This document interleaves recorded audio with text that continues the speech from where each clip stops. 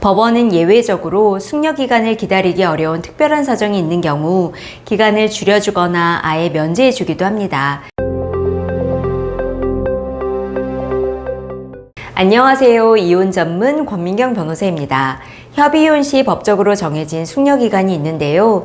오늘은 이 기간을 기다리는 것조차 고통스러운 분들을 위해 숙려기간을 단축하거나 면제받을 수 있는 방법에 대해 자세히 알려드리겠습니다. 숙려기간은 홧김에하는 충동적인 이혼을 막고 부부에게 다시 한번 신중하게 생각할 시간을 주기 위해 마련한 제도입니다. 자녀가 없는 경우 1개월이고 미성년 자녀가 있는 경우 이혼이 자녀에게 미칠 영향을 최소화하고 양육 문제에 대해 충분히 고민하라는 의미에서 기간이 3개월로 더 길어집니다. 하지만 모든 경우에 이 기간을 다 채워야 하는 것은 아닙니다. 법원은 예외적으로 숙려기간을 기다리기 어려운 특별한 사정이 있는 경우 기간을 줄여주거나 아예 면제해주기도 합니다. 대표적인 3가지를 알려드리겠습니다. 첫째, 가정폭력입니다. 배우자의 폭언이나 폭행 등으로 심각한 고통을 겪고 있어 숙려기간 동안 관계를 유지하는 것 자체가 또 다른 폭력에 노출될 위험이 있는 경우입니다.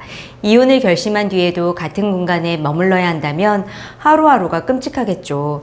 이런 인도적인 차원에서 법원은 숙려기간 단축을 적극적으로 고려합니다.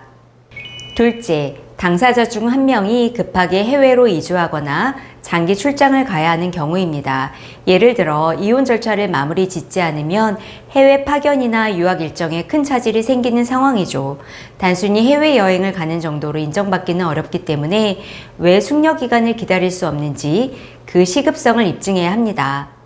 셋째, 배우자가 교도소에 수감 중인 경우 사실상 혼인관계가 파탄에 이른 것이 명백하고 숙려기간을 갖는 것이 무의미하다고 판단될 수 있습니다. 숙려기간을 단축할 사유가 있다면 협의 이혼 의사 확인 신청을 할 때 숙려기간 단축 또는 면제 사유서를 함께 제출하면 됩니다. 여기서 가장 중요한 것은 입증입니다. 말로만 힘들어요 하는 게 아니라 왜 단축이 필요한지 객관적인 자료를 증명해야 합니다.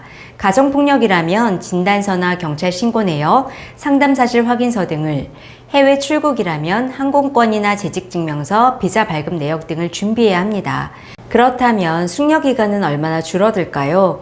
폭력이면 2주, 출국이면 1달, 이렇게 법적으로 정해진 기준은 없습니다. 전적으로 사안을 검토하시는 판사님의 재량에 달려 있습니다. 하지만 실무적으로는 가정폭력처럼 사유가 정말 시급하고 명백하다면 숙려기간이 아예 면제되기도 하고 임박한 해외 출국 등의 사유가 있다면 1, 2주 내로 단축되기도 합니다. 결국 얼마나 급하고 중요한 사정인지 법원에 잘 소명하는 것이 핵심입니다.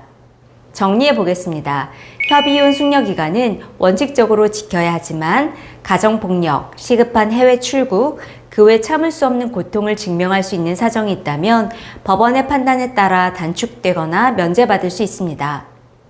혹시 오늘 설명드린 상황에 대해서 법률적으로 도움이 필요하시다면 언제든지 문의 주시기 바랍니다. 감사합니다.